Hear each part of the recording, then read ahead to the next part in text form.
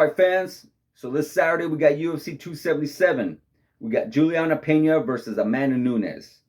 We got in the co-main event Brandon Moreno versus Kai Kara France. You got Derek Lewis on this card. You got Anthony Smith on this card. It should be a fun night for us, definitely. For Juliana and Amanda Nunes, this is going to be a very interesting fight. Because we know how dominant of a champion Amanda Nunes was. Good God. I mean, the list of notable women that she beat in that cage, from Ronda Rousey, Miesha Tate, Holly Holm, Cyborg, the list goes on and on and on. And we often wonder now what happened when she went against Juliana. Was the weight of her being a champion for so long too heavy? We've seen it with other male fighters as well, where at a certain point of holding that belt for so long, it does become heavy on them. The stress, the amount of time that they have to do in the training camps, and the amount of title defenses they have to constantly do, it definitely can be overwhelming for them at times. We've seen that. So perhaps did that happen to Amanda Nunes, or was she on her A game and just Juliana Pena was just that much better that night? We don't know. So now we get to see this. Now we get to see if Juliana Pena is really that good, if she really does have Amanda Nunes' number. Because it doesn't matter sometimes. It doesn't matter how good you are. There's always someone out there that could be that much more better. At one point or another, you're going to run into somebody that just has your number. And this could be a possibility for that. In that first fight, we seen Amanda Nunes just swing and hit and throw everything she could possibly do to Juliana Pena, and she just did not go nowhere. Where all of her other opponents, you always saw that kind of reaction, like, whoa, how strong Amanda Nunes was. But in this case, it didn't work. And perhaps this fight wasn't maybe taken serious by Amanda. I don't want to say too much in that. Don't want to show any kind of disrespect, but it kind of happens. Why? Because at multiple times you do title defenses and you win like the way Amanda Nunes has won, you have that tendency to be like, it's going to be easy. It's always going to be like this. Is that the case? I don't know. Could be, probably, maybe. I don't know. But it is going to be a very interesting fight. She's never in a boring fight.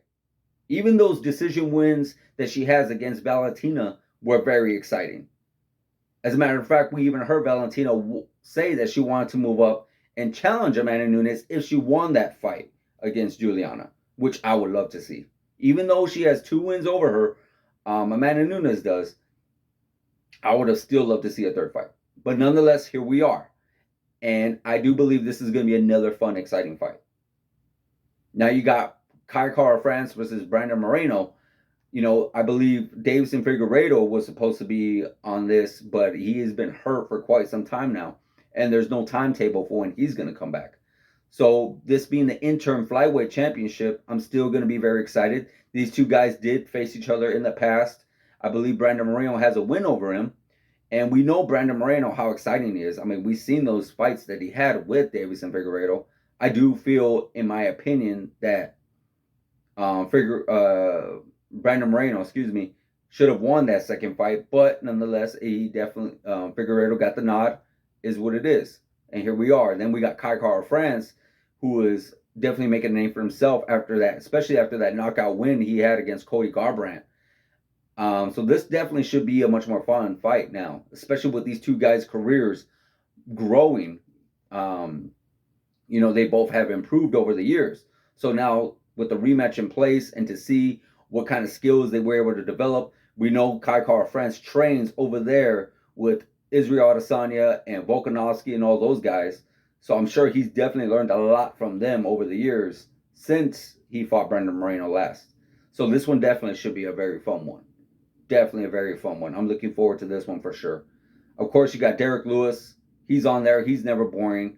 He had that unfortunate loss against Tai Tuivasa, and we like to see how he comes back from this, how he bounces back, I definitely would like to see him make a name, not make a name for himself, but crawl up the rankings again, because I do feel like he is such a good fighter with crazy amount of power.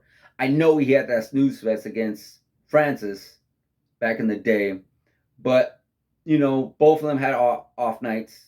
It was unfortunate, but I do feel like one day, if Derek can work his way up again, those two can meet up again, and I do believe this time it would be a much more exciting fight. So I definitely would like to see Derek, no disrespect to his opponent, get the nod on this one and see what we can do with him in the next fight. Because I know there's a lot of interesting fights in the heavyweight division right now. With the unfortunate fight that just took place with Tom Aspinall and Curtis Blades. You got Tai Tuivasa and Cyril Gahn coming up. So, yeah, the heavyweight division is booming. Then, of course, you got Anthony Smith on this card. He's crawling his way towards the title defense as well. Light heavyweight is starting to get a little bit more interesting. Not sure what's going to happen with Yuri Prohaska and Glover Teixeira. I know Yuri has mentioned multiple times that he wants that rematch. I personally would like to see it, not only because a lot of professionals are saying that they had an off night, could care less. Great fight. Great fight. Hands down, probably the best light heavyweight fight we've ever seen. But also because I feel Glover deserves it. Glover definitely deserves it. So, with his age, is he ever gonna have a chance to fight for a title again? 100% well, excuse me, not 100%, but 99.9% chance, no. But so that's just me as a fan. Definitely love to see it again. So is this fight Anthony Smith that he's having this Saturday, is it a number one contender fight? I don't know. Perhaps. Maybe with the Anthony seeing how Anthony Smith does and how good he looks, and maybe if he can look as dominant as he's looked before in the past, maybe he can change Yuri's mind. Like, hey, you know what? Anthony looks like a freaking Lionheart, which is his nickname. He definitely looks like a beast. So, yeah, you know what? This one looks more entertaining.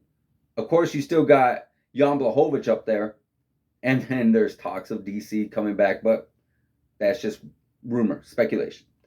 But nonetheless, yeah, light heavyweight is starting to get making some noise. So I'm definitely looking forward to seeing what happens in that fight as well. So it should be a good fight night, guys. Definitely a good fight night. Definitely tune in. UFC 277. Let me know what you guys think. What fight are you looking forward to more? What fight do you think is going to be fighting tonight? How do you think Amanda Nunes is going to do in this rematch? Do you think Juliana is going to win same way she did in the first fight? How do you think Brandon Moreno is going to do? You think he's going to get that title and then have that, believe it's our fourth fight with them? Davison Figueiredo? Could be third or fourth. Pretty sure it's the third. But nonetheless, let me know what you guys think in the comments. Like, subscribe, hit the notification button, and I'll see you guys in the next video.